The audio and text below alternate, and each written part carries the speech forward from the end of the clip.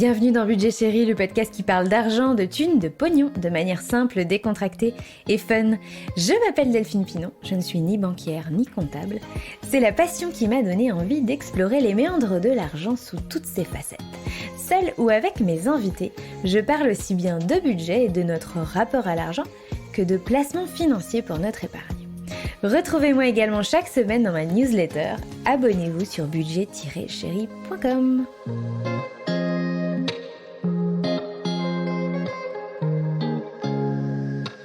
Aujourd'hui, c'est le retour des stories, ce nouveau format court dans lequel des anonymes sont seuls derrière le micro pour vous parler de leur relation à l'argent à travers leur histoire de vie. La personne que vous allez entendre aujourd'hui ne vous est pas totalement inconnue. André a 23 ans, il est originaire d'une famille nombreuse et a grandi dans l'Orléanais. Il y a 3 ans, il gagnait 100 000 € en étant le dernier survivant de l'édition 2017 de Koh-Lanta. Pas facile du coup d'accepter de parler d'argent quand on est une personne connue. Et pourtant, André s'est prêté au jeu avec beaucoup de facilité. J'ai d'ailleurs redécouvert le André que j'avais aimé pendant son aventure, simple, gentil, honnête et très responsable. Dans son témoignage, il a accepté de revenir sur les aspects marquants de sa vie, son enfance avec ses 3 frères, sa maman et son père très travailleur dont les revenus modestes ont fait vivre la famille. Le jour où il a décidé d'envoyer sa candidature à Koh-Lanta à la suite d'un pari perdu, sa vie qui bascule pendant la diffusion quand on commence à le reconnaître dans la rue, les opportunités qu'il reçoit de se faire de l'argent facile, sa vie avec 100 000 € sur son compte en banque du jour au lendemain, et depuis son métier d'animateur radio, son salaire et ses projets pour le futur. N'hésitez pas à partager cet épisode, comme tous ceux que vous aimez, à votre entourage, sur vos réseaux sociaux et à laisser un avis 5 étoiles sur Apple Podcast quand vous en avez la possibilité. Sur ce, je vous laisse en compagnie d'André et je vous retrouve à la fin.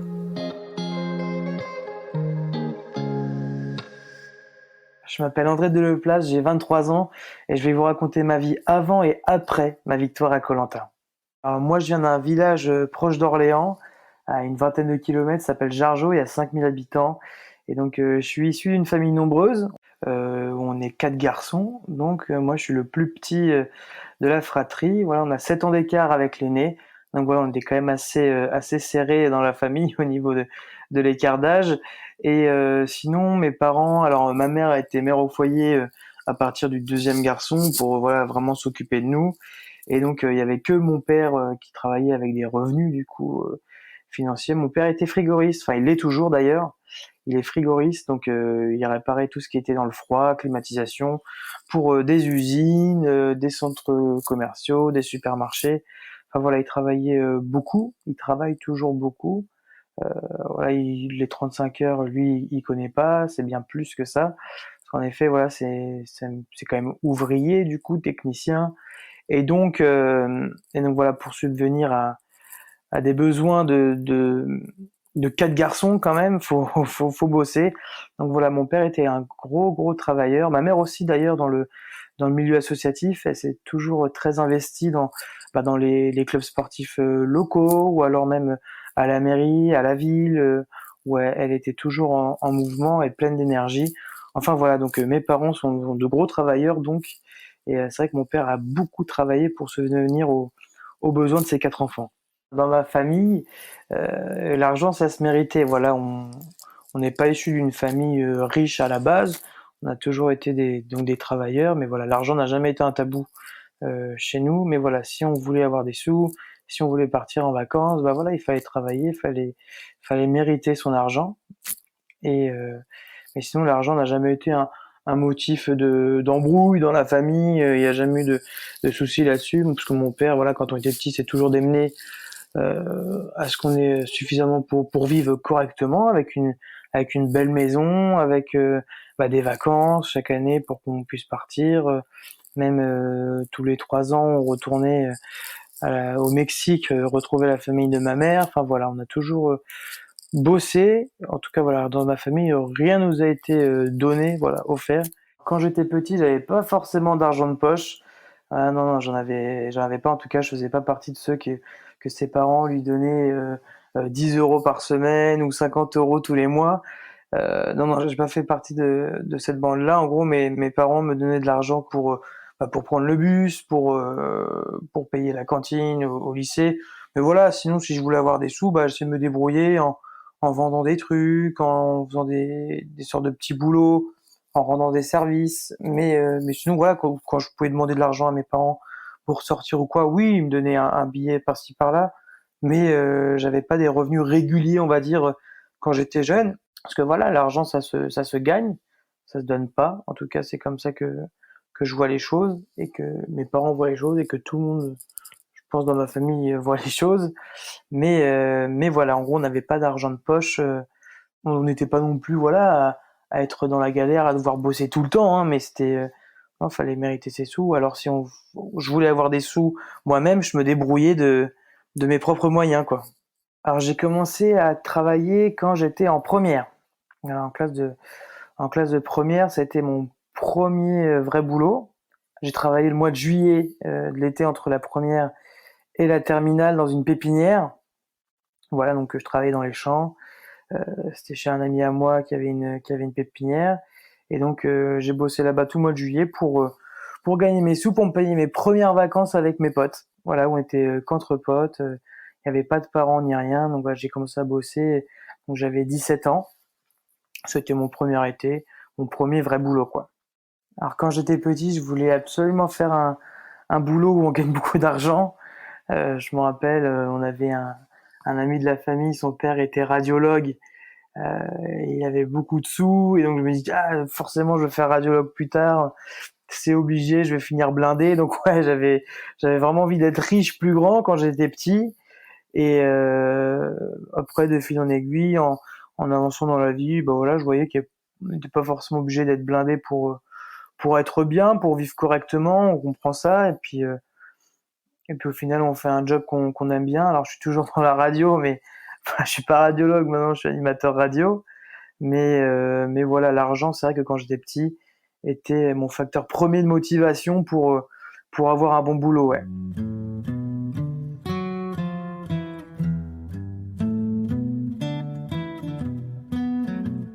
Alors j'avais 18 ans lorsque j'ai décidé d'envoyer ma candidature à koh.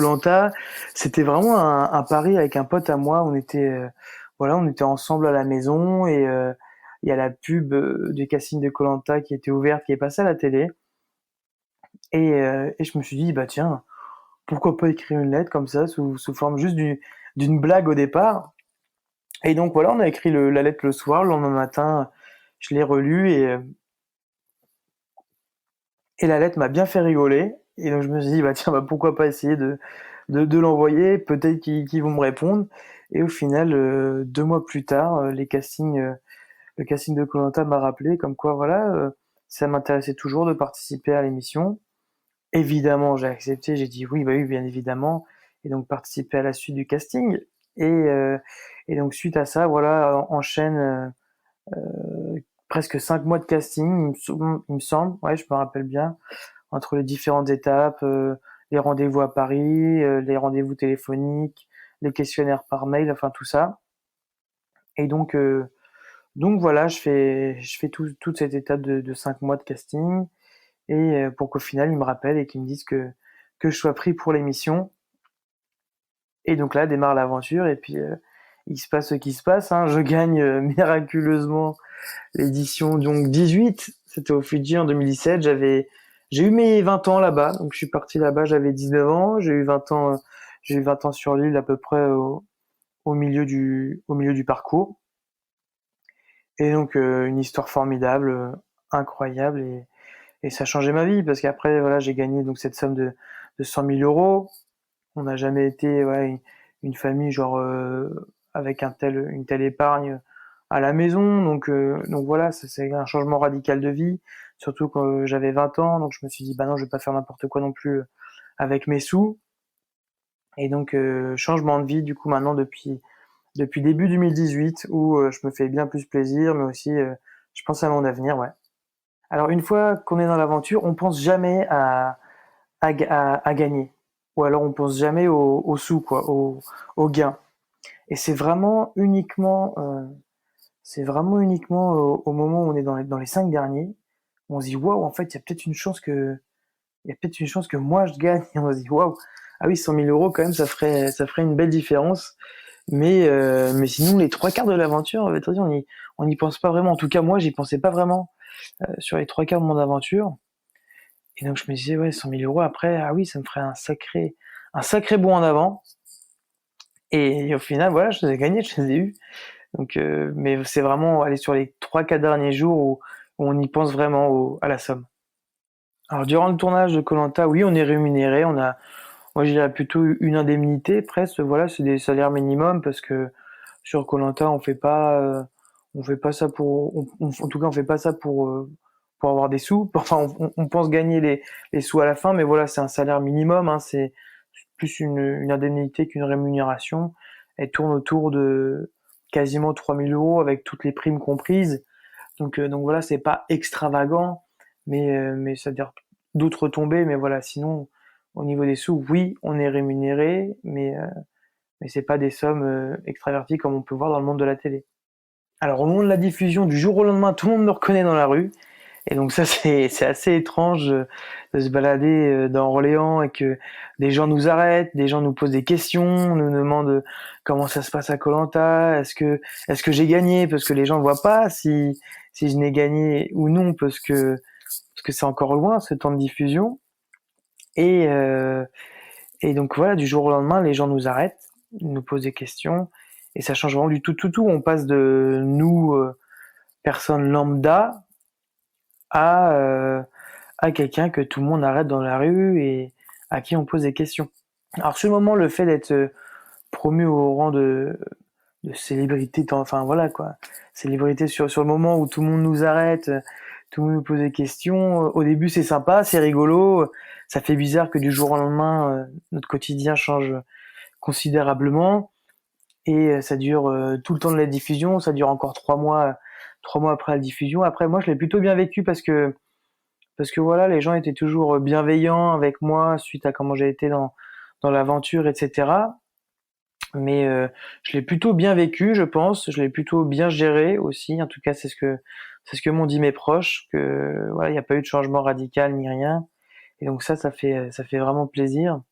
Mais voilà, j'ai plutôt bien vécu. C'était pas non plus un plaisir d'être reconnu, d'être comme une star, comme il y en a qui me disaient, parce que je l'étais pas vraiment. On reste soi-même en fait. C'est juste que du jour au lendemain, bah, tout le monde nous arrête dans la rue. Voilà, c'est ça qui se passe. Et, euh, et voilà, moi je trouve que je l'ai plutôt bien vécu. C'est vrai que quand du jour au lendemain on est promu, voilà, au rang de personne publique, où on a une communauté avec les réseaux sociaux et tout ça, du jour au lendemain sur les réseaux sociaux, bah forcément vous avez des propositions de partenariat. Bien sûr c'est financier, hein, bien évidemment. On vous propose des sous pour faire des pubs sur Instagram, sur tous les sites comme ça. Et, euh, moi, étant donné que j'avais gagné la somme de 100 000 euros, je me suis assis sur bien nombre de propositions. Alors voilà, les propositions qu'on peut vous faire, c'est tiens, on vous contacte sur Instagram, on dit j'ai une marque on va dire de chaussures, je te propose 400 € pour faire une photo et mettre en story ma marque de chaussures. Et voilà, en gros, les sommes qu'on me proposait, moi, c'était entre 200 et 500 € pour faire de la publicité sur les réseaux sociaux. Mais chose que voilà, j'ai refusé à cause, ou alors je dirais plutôt grâce au fait que j'avais gagné 100 000 euros auparavant, quoi. Au vu des propositions qu'on m'a faites et que j'ai décliné assez rapidement, je pense que voilà, je me suis assis sur un bon billet d'au moins d'une bonne dizaine de milliers d'euros. Ouais, 10 000 euros facilement, je pense que j'aurais pu les atteindre avec les partenariats, avec les réseaux sociaux, chose que j'ai donc refusé, parce que voilà, dès le début, j'avais coupé court. Mais voilà, je pense que je me suis assis sur 10 000 euros. Les autres candidats de ma saison, Kolota Fidji, au vu de leur nombre d'abonnés qui ont évolué au final, hein, petit à petit, bien sûr. Alors, j'ignore totalement les propositions qu'on aurait pu leur faire, mais je pense que certains ont pu gagner plus, ceux qui avaient plus d'abonnés que moi. Certains donc ont accepté de faire des partenariats, des placements de produits, etc. Et donc eux, je pense que oui, ils ont gagné un petit peu d'argent. J'espère pour au moins 5 ou 10 000 euros. Je pense que c'est possible. Après, la somme exacte, j'en ai vraiment aucune idée. J'ai aucun regret d'avoir refusé, même si j'ai loupé des sommes d'argent importantes.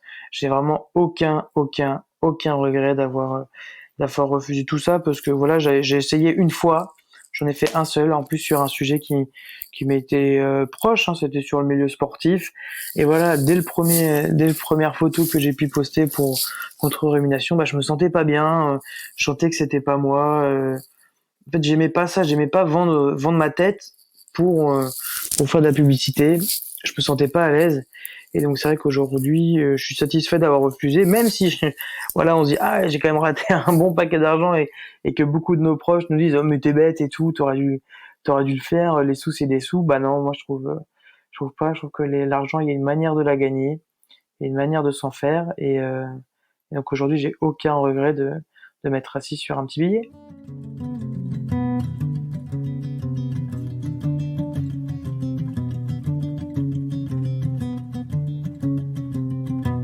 Je pense qu'il y a vraiment une manière de se faire de l'argent et il faut s'en faire et que le lendemain on puisse se dire, on puisse se sentir bien, fier de la manière dont on l'a gagné.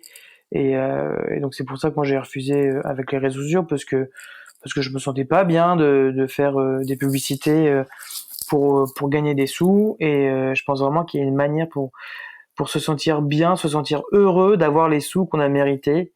Et donc voilà. Alors au moment où je gagne les 100 000 euros, j'ai 20 ans. Et là, on peut se dire, le mec, il va vriller, il va vouloir tout dépenser d'un coup.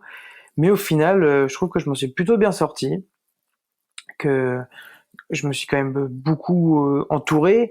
J'ai de la chance d'avoir des amis qui étaient dans la banque, donc ils m'ont bien conseillé. J'ai la chance, voilà, d'avoir une famille stable, des amis qui sont stables aussi, de vrais amis sur qui je peux compter, et donc à qui je n'ai pas hésité à leur demander conseil, à leur demander qu'est-ce que je devrais faire, que ce soit des plus petits ou des plus grands. Mais voilà, au moment où j'ai reçu voilà le virement qui change un peu la vie, avec ces 100 000 euros qui est une belle somme, et à la fois ça part très vite quand on y repense. 100 000 euros, voilà, un appartement, et hop, c'est parti en fumée. Donc non, j'étais plutôt quand même serein. Je savais que c'était une très belle somme et qu'il fallait pas faire n'importe quoi parce que ça peut s'envoler extrêmement rapidement. Mais voilà, j'étais plutôt serein, même si j'avais 20 ans, même si j'étais encore en études à ce moment-là, voilà, de me dire, bah non, je vais pas faire n'importe quoi avec mes sous, je le sais. La première chose que j'ai faite avec les 100 000 euros que j'ai gagnés, probablement j'ai offert des belles vacances quand même à ma famille. Voilà, on est parti au Mexique rejoindre la famille de ma mère. J'avais déjà un de mes frères qui habitait là-bas. Donc voilà, on s'est fait des belles vacances là-bas où on s'est fait plaisir, etc. Après, voilà, j'ai tout de suite réfléchi à comment optimiser mes sous, tout simplement. Comment optimiser mes sous au maximum. Et donc, c'est pas la première chose que j'ai faite, mais c'était la première idée en tout cas que j'avais. C'était d'acheter un appartement, soit pour moi, soit pour mettre en location. Mais voilà, investir dans la pierre, tout le monde le dit, c'est l'investissement le plus sûr, le moins risqué. Et donc voilà, j'ai suivi un peu la vie publique et donc j'ai investi dans la pierre. J'ai acheté un appartement sur Orléans, donc la ville où j'habite. Et voilà, c'est un investissement locatif, donc vraiment pour placer ses sous. Alors pour acheter cet appartement que j'ai acheté à Orléans en centre-ville pour mettre en location, j'avais le choix entre soit l'acheter cash avec les sous que j'avais gagnés, ou soit faire un investissement avec un prêt par une banque, parce que voilà aujourd'hui les taux des prêts bancaires sont tellement bas que c'est quasiment gratuit d'emprunter de l'argent. Et donc voilà, on m'avait conseillé de faire ça. J'avais pris plusieurs avis différents de personnes issues de milieux différents, des amis qui travaillent dans la banque, des amis qui travaillent dans le placement patrimoine. Et donc voilà, suite à tous ces nombreux échanges, j'aurais conclu voilà, de faire un prêt bancaire donc pour ce premier investissement qui est le premier de ma vie et j'espère pas le dernier en tout cas. Et, Et donc voilà, ça se passe par des négociations. En plus, surtout que je suis quelqu'un de jeune, donc non, ça devrait être plus facile, mais je n'ai pas encore un boulot stable, j'ai pas de CDI, donc c'était compliqué. Mais voilà, j'ai pris le risque. La banque m'a suivi, et donc comme ça, je garde mon capital à moi, hein, mes économies, et j'ai pu emprunter, ce qui me permettra peut-être, je l'espère, de faire de futurs projets en France. Et voilà, j'ai déjà initié aussi un nouveau projet en famille, là où ma mère est née, bien sûr, au Mexique, au sud de Cancun, et qui doivent connaître, bien évidemment, où voilà, j'ai acheté un terrain où avec mon frère et l'une de mes tantes, on souhaite bâtir un nouveau projet immobilier où on va construire des maisons là-bas pour mettre en location et puis surtout avoir une belle destination de vacances. Donc voilà, ça, ce serait un beau projet, c'est le projet d'une vie, hein. Mais voilà, j'espère que dans les 3 ans, ce projet va aboutir et on a déjà initié ce projet en achetant un bout de terrain. Je pense qu'aujourd'hui, j'aurais utilisé quand même différemment l'argent que j'ai utilisé, enfin pas différemment, mais plus rapidement. Voilà, je pense que j'ai laissé mon argent dormir trop longtemps. Aujourd'hui, voilà, mais c'est normal, j'ai pris le temps de me renseigner, donc au final, c'est bien comme ça, mais c'est vrai qu'en y repensant, j'aurais bien aimé directement investir et l'utiliser à bon escient, faire des calculs, peut-être plus me renseigner moi personnellement plutôt que de faire confiance comme ça à des gens qui connaissent les placements. Mais sinon, je pense ne pas avoir fait n'importe quoi. C'est vrai que ça fait du coup 3 ans que je vis autrement, hein. Avant, je comptais mes sous. Aujourd'hui, je suis pas non plus comme ça à tout dépenser, mais c'est vrai que mon niveau de vie a relativement élevé. Je me fais plus plaisir. Lorsque j'ai envie de sortir, voilà, je sors et ça, c'est vraiment top. Je trouve que j'ai quand même bien géré cette nouvelle vie financière que j'ai connue du coup maintenant depuis 3 ans.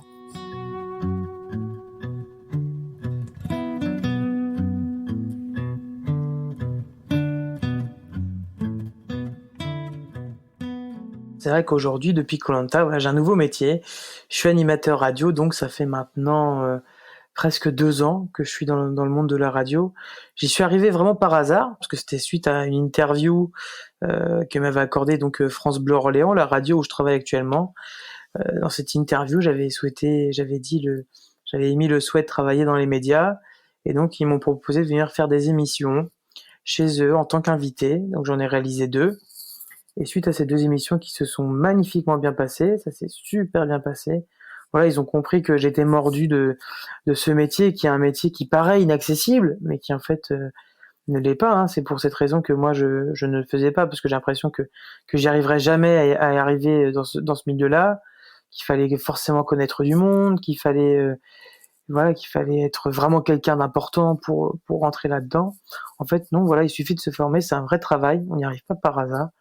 Et après, on fait pas ce métier-là pour des termes financiers, même si on sait que dans les médias, voilà, les grosses personnalités ont des beaux salaires, ont des vies tranquilles là-dessus, hein, au niveau financier. Mais voilà, en tout cas, chez Radio France, pour le moment, notamment quand on est débutant, euh, l'aspect financier, voilà, c'est pas